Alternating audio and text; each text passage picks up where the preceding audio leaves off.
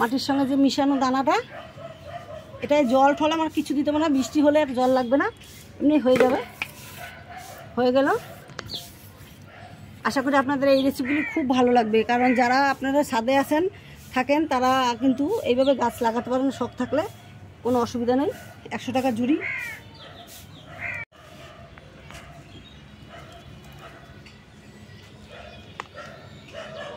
মাটিটা বেশি হয়ে গেছে, এটা মাটিটা আমি সরিয়ে নিচ্ছি।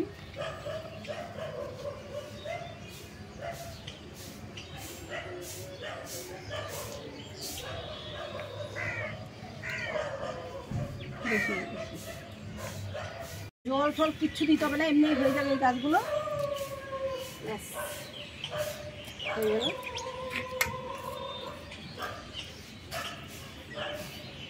মাথায় হবে আলু পেঁয়াজ হয় কোনোদিন এসব জায়গায়। তো বন্ধুরা, এই যে আমি 2 দিন ভিজে রেখেছিলাম, এই দেখা যায় দেখুন পালংয়ের দানা ধনে পুরো বোঝা যাচ্ছে। আমি এটা আমাদের মিক্স করে নেবো। মাটিটা বৃষ্টি হয়েছে, ভিজে গেছে, মাটিটা আরও শুকনো হওয়ার দরকার ছিল, কিন্তু ভিজে গেছে। যাই হোক, এটাকে আমি মাটির সঙ্গে মিক্স করে দিলে তাড়াতাড়ি চট করে ধরে নেবে।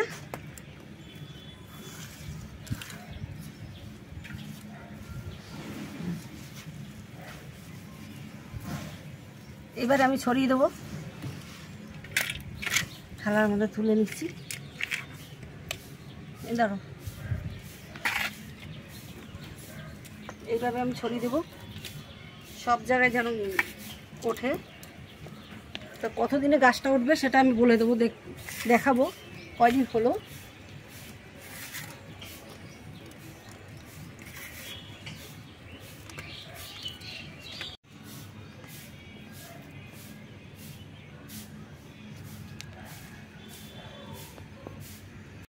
এই যে সবজিগুলো কেটে দিচ্ছি আমি, এটা সার হওয়ার জন্য। ধনের দানা দুটো আমি ভিজিয়ে রেখেছি, এটা নিচে অর্ধেকটা মাটি আছে, প্রথমে কিছু সবজি আছে, তারপর মাটি আছে। এখন আবার সবজিটা দিয়ে দিলাম, সবজিটা পচে যাবে, তারপর তো মাটি দিয়ে গাছটা বসিয়ে দেবো।